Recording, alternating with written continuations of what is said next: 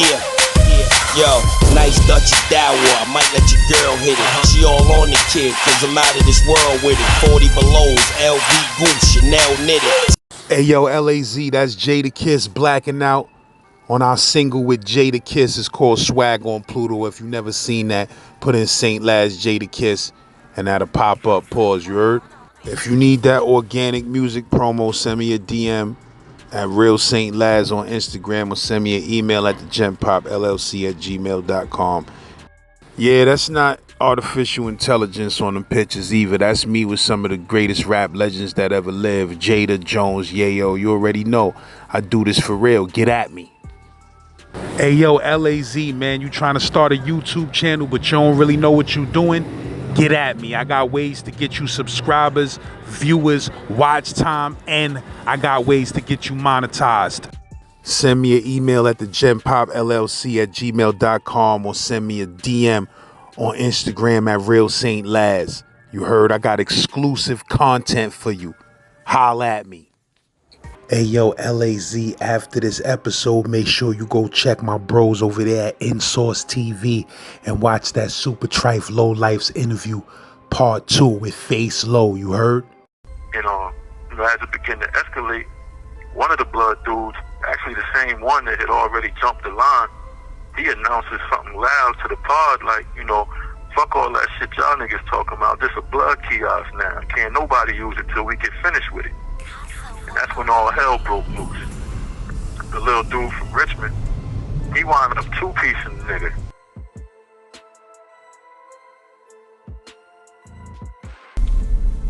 Alright, man, so, check it out. Being as though, I ain't really got much longer till I'm able to come home. For starters, I just want to tell y'all that I recently established this little account and created something that I call the Fresh Start Initiative. Basically, it's for anybody who is able or would like to make a small donation or contribution to my cause. Now, what I'm asking for is $1. You know what I'm saying? One single dollar, just $1 that could go towards a savings that'll be used as assistance strictly for my return back to society. Now, let me assure you right now that none of the proceeds is going to be used for no commissary. You know what I'm saying? No phone time, no fines, no nothing to do with anything prison related at all. You know what I mean? This is strictly for my return and any expenses, that I might be facing upon release and re-entrance to the world. Just in hopes to make the transition a little bit easier from the start. So think housing or the ability to be mobile, a phone, clothes, business startup and expansion, things like that. Basically any and everything that's going to cost a little bit of money to acquire straight out the gate. And then two, I also want to say and let it be known that if you've been enjoying and watching and hearing my stories, when you've been getting something out of them, I just want you to know that I most certainly appreciate y'all listening. You know what I'm saying? All the likes and the love y'all be showing me in the comment section. Shit, man, I probably ain't even got no idea how good that shit make the nigga feel in here. You know what I mean? I most certainly look forward to doing a whole lot more. Cause shit, I got stories for days, ain't no doubt about that. I'm just getting started with this shit for real. All I really ask is that, if you appreciate my work as much as I appreciate y'all listening, help a brother out, making his return back into the world, sending at least $1 to the Cash App you see on the screen. That's Truth Parker Fund. All one word, no spaces. You know what I'm saying? Everything counts and every little bit helps. So I just want to thank everybody in advance. Like I said, it won't be much longer before I'm able to walk away from these gates, make my fresh start again into the world. And rest assured, when that happens, y'all gonna see and hear a whole lot more of me then. That's a fact, so holla at me.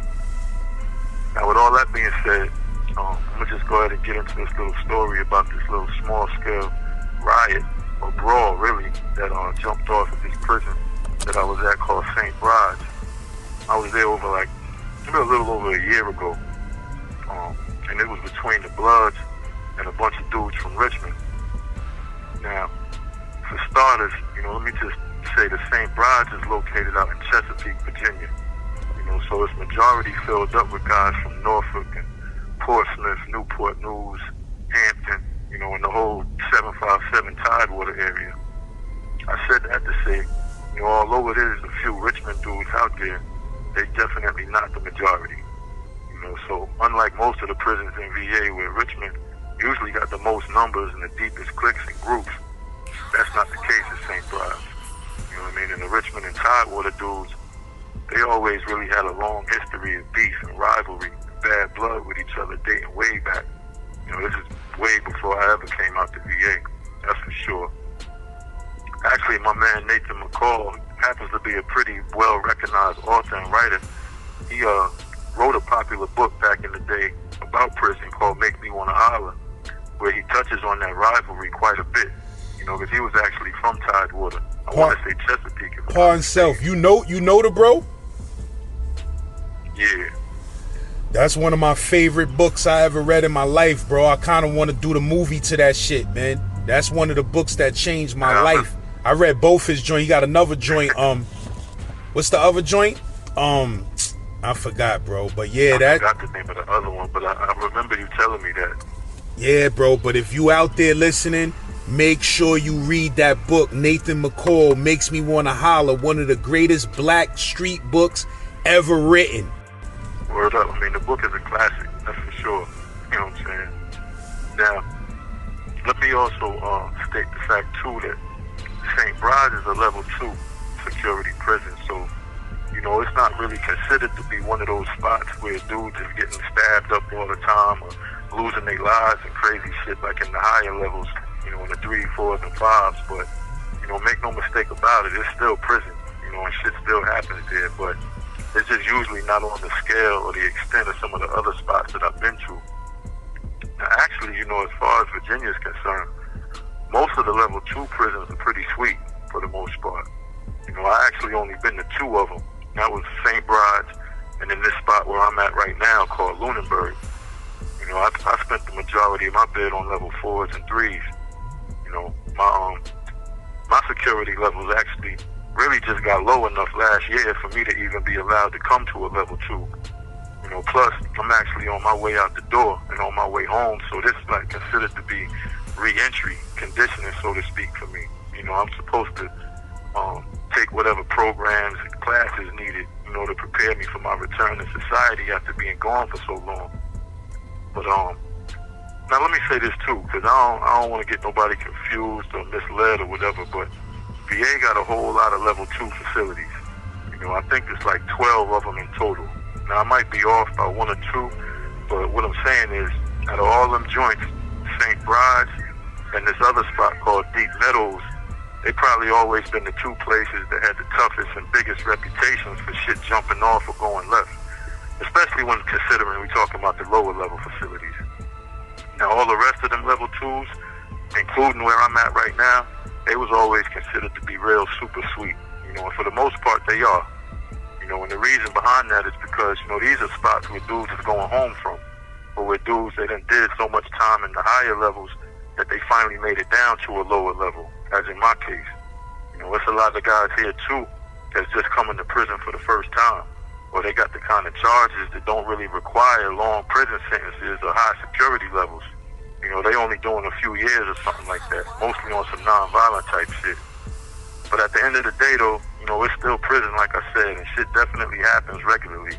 You know, it's always little fights and whatnot, drugs, gangs, and all of that. And, you know, it's a whole mix of dudes here and in them other joints that been down for a while, like I said, and really ain't trying to run up their time no more on some dumb shit, because they just trying to make it out the doors. And, you know, it's dudes that could mostly recognize that it's a blessing and a privilege for the most part to get away from all that drama and dangerous bullshit you got to deal with in the higher levels, especially from other inmates and guards too. You know, so a nigga be in these spots just chilling for the most part, trying to stay out the way, you know. But, you know, on the flip side to that though, there's a lot of guys in these places that ain't never been nowhere else. You know what I mean? They come to places like this from whatever jails they was in, and to them, you know, for whatever reasons, they feel like this is a place where they think they got to turn up and prove themselves and be tough all the time and all of that, trying to make a name, you know what I mean? Just really doing the most for real, when they should just be chilling the fuck out, you know, doing the little bit of time they got and going home. You know, personally, man, I think some of the problems be with them is that, you know, a lot of them, they ain't never really had the opportunity to live around some of the wildest savages. You know, and they ain't been forced to be on point and on guard all the time. Because, you know, anything can happen at any time in those type of environments. You know, and you could easily become a victim if you ain't careful. And I feel like, you know, they ain't ever witnessed another nigga getting a sword pushed to him over some phone time or something as simple as a card game. You know, they ain't ever seen an argument over a basketball game or unintentional foul turn into a bloody-ass knife fight in a matter of seconds. You know, dudes getting their face smashed in with a dumbbell on the weight pit, or dudes with their heads split wide open, you know, after getting hit with a lock in the sock, or even niggas getting set on fire and burned alive while they sleeping and locked in their cells, can't get out, screaming and shit. You know, niggas hopping off the top bunks with sheets tied around their necks, slitting their own wrists or cutting their own throat because they just can't fathom the idea of spending the rest of their life in prison. You know, they ain't never seen niggas getting beat and stomped on till they like within inches of their life, all over some bullshit. And that's just some of the shit I've seen, you know what I mean, and witnessed. And that's the type of shit that make you do your time different, you know what I mean? Make you look at life and other people different. You know, make you be thankful to be able to make it out of this shit still in one piece and in the same mind frame. And in a lot of cases, you know, that shit got the potential to turn some of the most humblest and quietest niggas into monsters. You understand what I'm saying? On some kill or be killed type shit. Survival of the fit. Anyway, you know, I said all that to say, sometimes it's just a lot of conflict between guys like myself who ain't really looking for trouble no more. You know, been there, done that. And these dudes that be in these spots trying to cause all the trouble. Because, you know, they equate being in prison to a spot like this, while knowing good and goddamn well if they was in one of those other spots that I've been to and talk about all the time, and surrounded by the killers and wolves with the football numbers and the multiple life sentences that don't give a fuck about nothing and ain't got nothing to lose, they'd probably be quiet as a goddamn mouse, you know, scared to death for real, hoping and praying just to make it out alive. And for real, you know, that's why a lot of dudes be finding religion in prison, for real, turning Muslim and shit, or joining gangs and whatnot. You know, that shit be for a lot of protection from those wolves. And I ain't saying that's everybody, you know, because a lot of niggas are genuine and sincere with it. But it's a whole lot of niggas that do that. You know, that's no bullshit. But I'm going to save that topic for another story. You know, I'm going to go ahead and get into how this little riot jumped off. So, you know, for those that don't know or is unfamiliar, VA got a lot of blood sets, a lot of different joints. You got your west side and your east sides, of course. You know, your Pyrus, your Millers, G-Shine, Damu, Billy's, Double I, Sex Money, your non-trays, Bounty Hunters. That's just to name a few. You know, the list goes on and on. I mean, you got sets out here that I ain't never even heard of before. Now, mind you, you know, I don't bang, so it's really not that important to me to keep up with all that shit. But for the most part, you know, it's usually bloods on any given compound. There's usually more bloods on any given compound than any other group. And that's a fact. You know, that's one thing all VA prisons got in common. And that's not to say that they get along with each other either.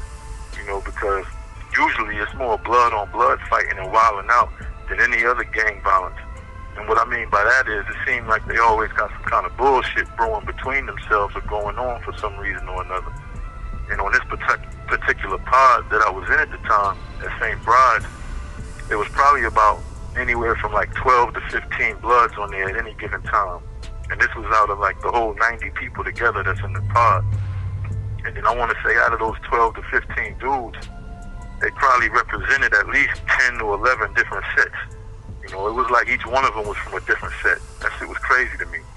So, you know, they was always getting into it with each other. And, and then you had a couple P-Stones in there too. And I suppose, you know, they aligned themselves with the Bloods for whatever reason as well. So it kind of made them even deeper if you include them. And I think it was like 3 of them in there. Now, aside from the rivalries that I mentioned earlier between Richmond and Tidewater, you got to keep in mind that some of these blood sets got Richmond and Tidewater guys in the same gang, which kind of makes it awkward and interesting, you know, with these territorial beefs when they start jumping off. Now, you know, it's my understanding that when you're in a gang, that shit overpowers whatever ties you might have to your hometown allies and friends. But, you know, that's really not always the case, man, with these guys nowadays. You know, and in a lot of situations, you still got some dudes that'll ride with their hometown over their gang. It's weird as fuck. But that's why, you know, when it comes to a lot of this new generational gang shit, I be lost. You know what I mean? I really be having a problem and a hard time respecting a lot of the shit that these niggas be doing. Because like I said, a lot of them, they ain't true to the shit in the first place anyway. You know, they really just seeking validation and protection from niggas like myself that'll eat these niggas alive at any given moment. So, anyway, we got these tablets now. You know, they kind of similar to the smartphones or the iPads that y'all got out there. And, you know, we could download and listen to music on them, you know, send and receive emails and pictures, play little video games and shit like that. You know, and it all runs through this app called JPay. And that's how we basically stay in contact with the world now. And in each unit, you know, there's a little kiosk machine where we got to plug our tablets in to update them and download anything new. So this one particular day, you know, the administration, they was issuing out brand new tablets to everybody who ain't already have one. And then they was gathering up all the old ones from the dudes and reissuing the new ones that was upgraded. So long story short, everybody in the pod basically was getting a new tablet that day, which is great. The problem was, you know, when you got your new one, it had to be synced up to the kiosk in order to retrieve all your past emails and pictures and whatever music and games that you had purchased previously. And this had to be done several times. So what I mean is, the more emails and pictures and music you had, the more times you had to sync up to the kiosk. And it's a 20-minute process each time you log in. So it really only leaves for only 3 people an hour to be able to use it. Now, mind you, like I said, it's 90 dudes in the pod. And unfortunately, you know, nobody was really able to organize a civilized line for everybody to get a turn. You know, everybody wanted to be first. And then this dude, he got his homeboy being next. And then his other homeboy after him, and so forth and so on. You know, and some dudes, they would get on the joint 2 and 3 times before other dudes even got on there once. So it was a pure recipe for disaster, is what I'm getting at. Now, it's probably about like 12 to 13 Richmond dudes in the pod at this time. And 2 of them happen to be Bloods too. You know, and the rest of the Bloods in there was all from the 757 Tidewater area. And then, of course, you know, the majority of the pod, like I said, was all 757 dudes as well. And lately, you know, it had already been a lot of underlying tension between the Richmond and Tidewater dudes over the phone situation. And them niggas feeling like, you know, they wasn't playing fair with the Jacks, even though it was 6 phones and all. Now, in the pod I was in, we had a Norfolk phone, a Portsmouth phone, a Newport News phone. It was 2 Blood phones. And then I was actually running a phone line myself on the 6th phone, which I had basically made into a civilian phone that anybody who wasn't affiliated, you know, could use it as long as they came to me and got in the line. So it was actually a Crip phone before that, but the dude that was running it, he wound up getting transferred, and the other couple Crips that was in the pod, they wound up getting moved to different places on the compound. And because, you know, I had already happened to be allowed in that line for whatever reasons, when all them dudes left, I basically just held that joint down for myself. And that was that. You know, niggas respected it. But, so, you know, of course I would let all the Richmond guys use it, you know, as well as all the other dudes that was from other parts of VA. But I guess they really wasn't feeling it. And they kind of was feeling like they needed to have their own phone. So it was always an issue of some kind. Anyway, on this particular day, we all getting these tablets. You know, it's a lot of frustration brewing because everybody trying to get on. And dudes is doing the homeboy shit, you know, not respecting the line or whatever. You know, it was a lot of frustration brewing already because everybody was trying to get on, you know, and dudes is doing the homeboy shit, not respecting the line and all of that. And of course, you know, you had the 757 guys and the Bloods, they trying to bully their way to the front of the line and all of that. Well, it was this little young dude from Richmond. This nigga thought he was a boxer, you know what I mean? Every time you talk to him, he always talking about boxing. Anytime you see him on the yard, he throwing punches, he shadow boxing, doing drills and all that type of shit. He the next nigga in line, you know, he waiting on his turn. So one of the Bloods, he already on there. And before his session ended, he was calling out to another one of his homies to jump right on the kiosk after him. So the little dude from Richmond, you know, he tell him, yo, what you doing, man? I was next. And so the Blood nigga tell him, Nah, man, my homie so-and-so, such and such was after me. He next. I don't know where you was in the line, but, you just gonna have to wait. So, of course, a little argument starts. As it began to escalate, one of the blood dudes, actually the same one that had already jumped the line, he announces something loud to the pod like, fuck all that shit y'all niggas talking about. This a blood kiosk now. Can't nobody use it till we get finished with it. And that's when all hell broke loose. The little dude from Richmond, he wound up two-piecing the nigga and dropping him right there in the middle of the pod, right in front of the kiosk and his homies. And that immediately made all the other bloods jump up and try to put hands on him. But at the same time, all the other Richmond guys, they all in the middle of it too. And then there's a lot of other dudes trying to defuse the situation. So, it's another thing about these level 2 compounds that I want to explain to y'all too. Because a lot of these guys, they be acting like they don't want to catch no charges or get into no trouble fighting and shit. So, in a lot of cases, dudes will try to go into the bathroom where there ain't no cameras, and it's out the view of the CO's eyes and whatever, and fight it out in there. I mean, I'm personally not that type. I don't really get down like that. Wherever this shit starts with me is where we gonna finish it, point blank. Whether that's in the middle of the pod, the cell, the yard, the chow hall, whatever. Anyway, so after the little melee started, and the blood dude, he got up off the floor, got himself together. He trying to get the little nigga to come into the bathroom, but niggas ain't having it. So it's really just a bunch of yelling back and forth between the Bloods and the Richmond dudes about what they gonna do and what's gonna happen and all that type of shit. You know what I mean? Well, shortly after that, when things kind of seemed to turn down a little bit, the same blood nigga, he walk up to the little nigga that snuffed him, and he start asking him again to come into the bathroom. So the little dude, he gets up like he wanna go, but he really wound up just snuffing the nigga again with another two-piece to the face. This time the dude ain't fall though. He start throwing punches back. And just like that, it's about 7 or 8 other bloods, they throwing punches, which all started all the Richmond dudes throwing punches. And now you got like 20, 25 dudes in the middle of the pod brawling, throwing hands and feet. They throwing chairs, They slamming each other on beds and lockers, falling all over the floor, wrestling and shit. It's just a mess. So the police, they come running up in the building now, spraying the pepper spray and all that, trying to grab niggas up.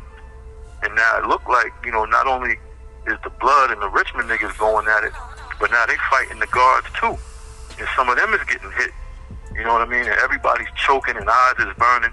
Niggas is coughing and still fighting and shit. Shit was wild as hell. Dudes is bleeding all over the place. So the police, they wound up grabbing up a few dudes from both sides, cuffing them up and walking them out the building to the hole. But they wasn't able to get everybody. So as soon as the doors closed behind them, the shit started up again with all the dudes that was still left in the pod. So now it's like part 2. You know what I mean? And the air ain't even clear yet from the pepper spray that was being used. So everybody in the pod still coughing and going through the motions, and shit still looking like a WrestleMania Royal Rumble all over again. You know what I mean? And the same shit happens. The police come running in, grabbing niggas up, spraying the spray and shit all over again. And the shit was becoming like unbearable. Now, if you ever been hit with pepper spray, or you ever been anywhere near where it gets sprayed, especially in like a closed environment, like a cell or a dorm where ventilation is like next to nothing, then you know exactly what I'm talking about. That shit is strong as hell, point blank. Make you feel like your whole airways is closing up on you. It make your eyes feel like fireballs and your nose will start running like a faucet and all that. Shit ain't pretty by no means. After all, anyway, after all that ruckus stopped, most of the dudes had been taken out to the hole. The air started clearing up a little bit. There was still a couple of bloods still left in the pod. And they wound up approaching the Richmond blood dudes for not jumping in and helping in the fight. So they wound up taking them dudes in the bathroom one by one and dubbing them out the game. You know what I mean? I guess them niggas was kind of feeling like shit. I gotta go back to my city when all this shit is said and done. And, Richmond is a small place for real compared to some other cities. And, they bound to run into each other somewhere down the line. But, that's the type of shit I was talking about earlier where I mentioned dudes joining these gangs in jail strictly for protection and not really being true to this shit. because, you know, when it all comes down and shit hit the fan, you are expected to ride with your gang. You know what I mean? No matter who's on the opposite side. That's just how it is. So, you know, if you ain't fully committed to that, I would suggest you don't even bother joining no gang, because rest assured, there will come a time where your loyalty will be tested. That's a fact. So when it was all said and done, you know, all them dudes, they wound up getting shipped off to other compounds and transferred to higher level facilities for that incident. And I'm more than sure that, you know, they all lost a good time pushing their release dates back and all of that. And at the end of the day, man, I just don't think all that shit was worth it. You know what I mean? But overall, though, you know, ain't nobody really get hurt up too bad. You know, niggas had a few bumps and bruises, a couple black eyes, busted lips, you know, shit like that. But that was the end of it, you know, and that was that. So, I mean, it really ain't no moral to this story at all either. You know, I do got some input for y'all, though. And let me be clear in stating the fact that I don't knock or dislike no gangs. You know, or the original purposes or premises that most gangs was built and established on. You know, I got some real close friends and comrades and allies myself that's OGs and big homies that's Blood and Lokes, Latin Kings and folks. You know, BGFs and Trinitarios and Zopounds and God Bodies and others. You know, and that's inside and outside of prison. Real respectable and honorable men. You know, and I got mad love for them dudes. And it's a mutual respect between us both ways. What I hate to see, though, especially here in prison, is the values and the principles that these brothers stand on and live by get so watered down and disregarded by this new generation of G's that came up behind us. You know, a lot of these dudes, they got absolutely no clue, you know, what they're getting themselves into when they sign up for this shit. You know, they just think it's so cool to be in a gang. I don't think they even be knowing the history of some of these organizations that they call themselves being a part of. You know, that shit disgusts me for real. It's almost humorous and comical in ways, but this shit ain't funny at all. You know what I mean? These dudes ain't building up and trying to protect their communities at all. You know, they tearing them down and terrorizing them. And they killing babies and old ladies, for God's sake. You know, then winding up in here looking for protection. When did that shit become cool? You know, that shit ain't respectable, man. Learn how to shoot at least if you're going to be out there busting off your ratchet. Stop killing all these innocent kids that ain't got nothing to do with nothing. Matter of fact, put the guns down, man. Get to the bag. And I know that probably sounds crazy and ironic coming out my mouth, but trust me, man, it's a whole lot more to life other than chilling, killing, and drilling. You know what I mean? And it shouldn't have to take a nigga 20 years or more in the penitentiary to come to that realization and figure it out. But, you know, trust and believe, man, a lot of y'all niggas is going to wind up finding out the hard way. And while I'm on my way out, it's a whole lot more of y'all going to be on y'all way in. And these jails and prisons, they filling up faster than ever before. And they constantly building more. Trust me when I tell you, man, you don't want to be sitting here in my shoes or going through the shit that I've been through. Love your life, man. Cherish your freedom.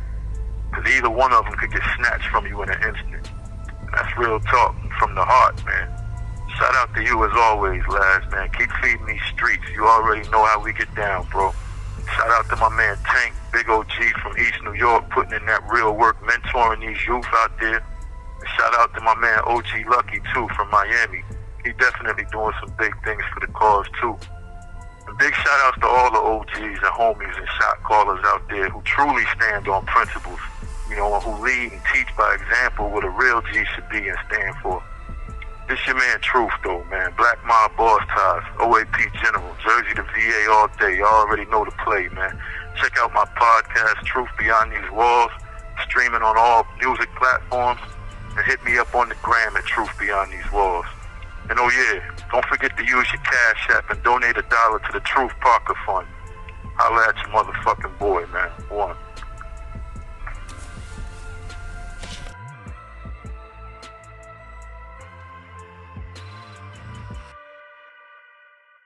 Ayo, LAZ, if you need Instagram Reels promo, holla at me. 2 reels for $1.